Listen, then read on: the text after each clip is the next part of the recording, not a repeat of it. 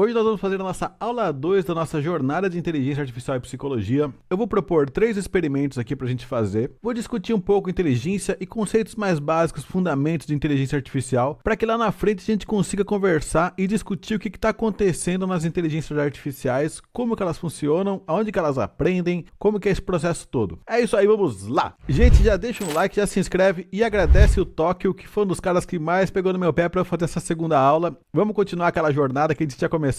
Esse vídeo para mim é um vídeo muito fundamental, ele tem muita importância, ele é um pouco de nerdice no máximo, mas ao mesmo tempo eu vou tentar simplificar para que todo mundo entenda, para que fique bem acessível e que fique fácil de entender. Lembrando também que sempre que eu estou ensinando alguma coisa de inteligência artificial aqui, eu estou sempre explicando da minha forma, do meu ponto de vista. Eu sou um cara da psicologia, eu sou pós-graduado em engenharia de automação e a minha forma de compreender inteligência artificial não tem nada a ver com nada de que todo mundo ensina por aí. Quando vocês forem estudar inteligência artificial em qualquer outro curso, vocês não vão ver o que eu estou falando aqui, porque eu abordo alguns conceitos com mais detalhes, eu abordo alguns conceitos mais essenciais e mais fundamentais, e eu tento sempre fazer com que as nossas intuições, aquilo que a gente está fazendo, sigam muito alinhados, de forma muito coerente. No geral da experiência que eu tenho fazendo nos outros cursos, eventualmente alguém fala e discute algum pouco de teoria, fala de Alan Turing, fala alguma coisa sobre o que é inteligência, alguma coisa assim, e depois vai para matemática e nunca mais volta, e em boa parte dos casos fica só falando de matemática e nem lembra mais o que está fazendo.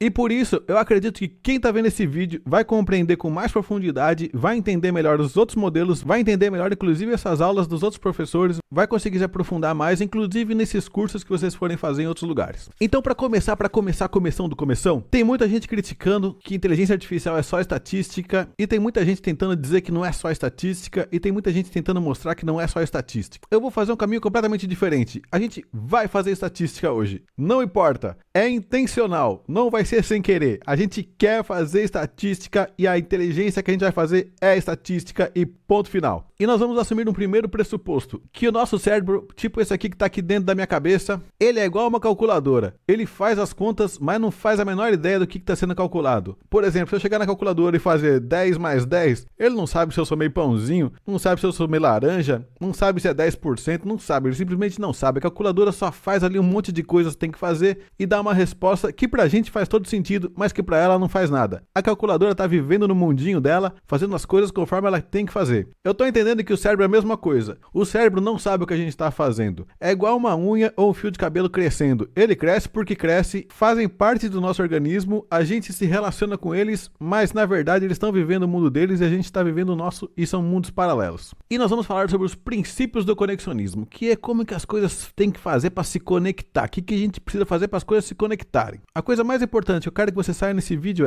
cheio de ideia na cabeça, cheio de coisa para implementar, coisas e ideias, um monte de informação que você quer tentar aplicar em algum lugar. Então vamos lá. Ideia número 1. As coisas se conectam. Tudo tem que se conectar. A comunicação é feita para conectar as coisas. E nós vamos usar agora uma imagem mental. Imagina a imagem de um trovão no céu. Imagina os galhos de uma árvore, as veias e as artérias do corpo humano, os rios, os bichinhos mais primitivos, tipo o slime, e por que não falar inclusive das rodovias. Eles têm uma forma e uma aparência muito semelhante, que se você fosse pensar numa árvore, é como se fosse um tronco mais largo, e esse tronco mais largo vai bifurcando, vai trifurcando, vai quadrifurcando, vai ficando cada vez mais fino, cada vez mais distante, até chegar lá na pontinha que os gravetinhos estão bem fininhos. Isso também acontece no trovão. Tem um pedação dele que é bem largo, e ele vai se afinando, vai se bifurcando, trifurcando, quadrifurcando, até chegar lá no fim que tem detalhezinhos bem pequenininhos. É isso que nesse vídeo a gente vai chamar de estatística. É como se aquela parte mais larga fosse a parte onde a estatística é mais forte,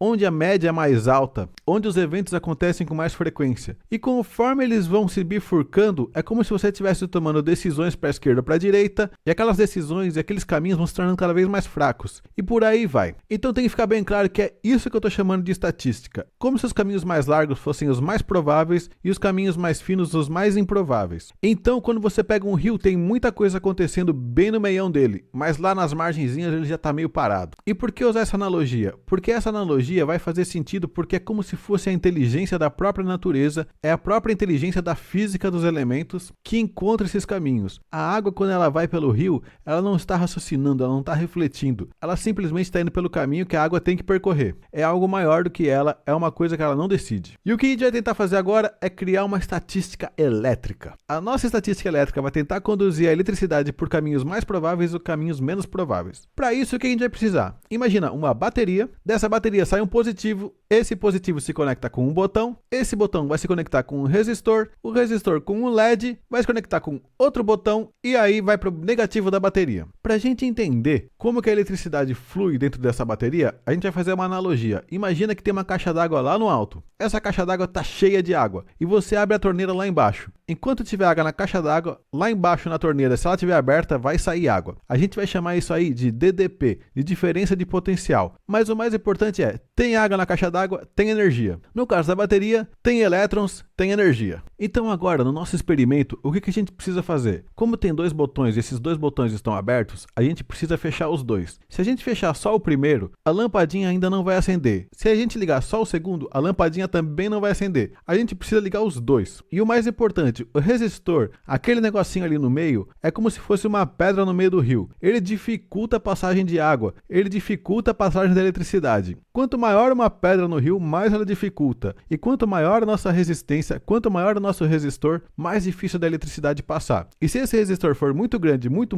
mesmo grande, a energia nem consegue passar. Ela vai ficar dentro da pilha mesmo. Experimento número 2. Bom, agora que você já entendeu que a gente tem um positivo, um negativo e tem um resistor, a gente precisa entender o que vai acontecer se a gente colocar mais de um resistor, principalmente se a gente colocar ele em paralelo. Do positivo sai um fiozinho que vai para um resistor de cima, que vai para o negativo, e no fiozinho vai para o resistor de baixo, que vai para o negativo. Se a resistência de cima e a de baixo tiverem o mesmo tamanho, a energia vai se dividir exatamente igual. A energia que vai passar por cima é a mesma energia que vai passar por baixo. Porém, se o resistorzinho de cima, se a quantidade de pedras que a gente coloca no riozinho de cima for a quantidade de pedras que a gente coloca no riozinho de baixo, a água vai passar para baixo. E é exatamente isso que acontece com a energia. Se o nosso resistor de cima for muito grande e de baixo for menor, vai passar mais eletricidade por baixo e menos por cima. E se o de cima for muita resistência, for muita pedra no riozinho, não vai passar, vai tudo por baixo. Disso agora você já consegue entender como que a gente vai fazer estatística com eletricidade. Por quê? Se a gente tiver um fiozinho com 3 resistores, se os dois de baixo forem grandes e o de cima muito pequenininho, a eletricidade vai passar pelo de cima. E se forem dois de cima grande e o pequenininho embaixo, a eletricidade vai passar pelo de baixo. Bom, mas o que isso tem a ver com inteligência artificial? A gente só está falando de eletrônica. Bom, porque a gente vai fazer uma modificação no nosso sistema. Imagine que agora nós temos 3 sequências daquela de botão com resistor. E que cada resistor agora, ele não é mais fixo, ele é variável. Eu consigo aumentar ou diminuir a resistência dele conforme eu vou ligando as coisas. Vamos dizer que o primeiro botão da linha do meio representasse o ato de comer e o segundo botão representasse a fome. A gente precisa conectar fome com o ato de comer, porque a nossa inteligência ainda não aprendeu isso. Isso significa que eu vou apertar o botão da fome e depois eu vou apertar o botão de comer e toda vez que eu fizer isso, ele vai diminuir um pouco a resistência. Apertei o da fome, apertei o de comer, ele vai diminuir um pouco a resistência. Significa que agora eu estou começando a modificar essa linhazinha do meio e a cada vez que eu sinto fome e eu como ao mesmo tempo, vai ficando mais claro que o caminho do meio é o caminho correto a ser tomado. E agora imagina que eu tenho uma grande grade de 10 por 10. Cada resistorzinho dessa grade corresponde a uma unidade de resistência. Então se eu tiver na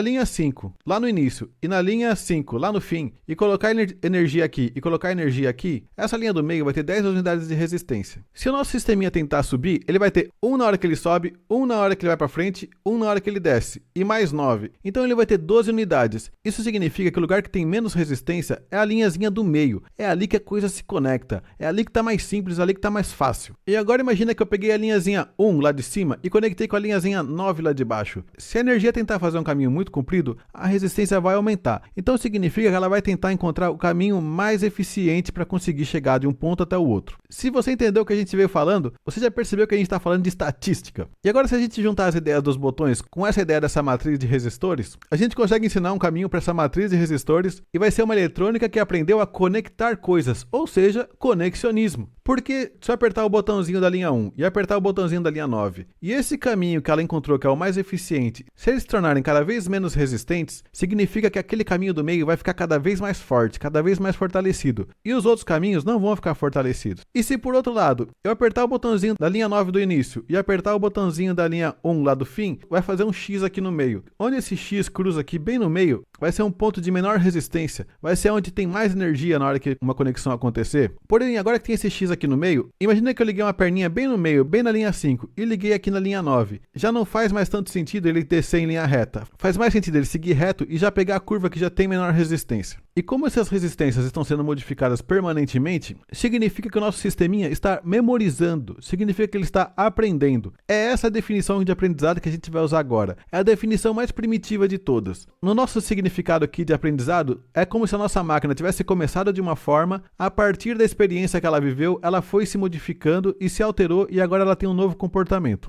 Uma das coisas que você já pode ter percebido, a gente fez uma matriz de 2 dimensões. Talvez se a gente fizesse ela em 3 dimensões, como se fosse um cubo de LED, ficasse ainda mais interessante, porque vão ter mais caminhos ainda para a eletricidade fazer e mais possibilidades de caminhos para a gente conseguir fazer essa eletricidade percorrer. Esses caminhos 3D se parecem bem mais com o cérebro de um animal, porque elas são em 3 dimensões. E 2 coisas importantes. No nosso aprendizado aqui, não houve uma recompensa. Esse aprendizado aconteceu porque esses eventos ocorreram ao mesmo tempo. E esse aprendizado também não foi através de dados, ou seja, a gente não consegue considerar isso aqui machine learning. É realmente um dos tipos de aprendizados mais primitivos de todos. Se a gente fosse fazer uma analogia com uma rede neural, e tem um vídeo meu aqui que eu explico como é que faz uma rede neural em Python bem primitiva, esses resistores estão fazendo a função dos pesos da rede neural. Porque nessa rede neural do vídeo que eu estou falando, você vai ver que o aprendizado é alterar aquele peso para mais ou para menos, para que ele dê a resposta que a gente gostaria que ele desse. Uma outra coisa interessante é que no cérebro, no neurônio que a gente tem uma coisa que eles chamam de spikes, que ele é um disparo de eletricidade e é um disparo que ele acontece e depois para. E toda vez que a gente está estimulando o nosso corpo ou fazendo alguma coisa, ele fica dando um monte de pequenos disparos em sequência. Vocês repararam que no nosso caso a gente aperta o botão e o botão fica apertado e a energia fica constante? Isso significa que talvez seja interessante a gente conseguir fazer com que esses disparos também aconteçam, para que a energia não fique constante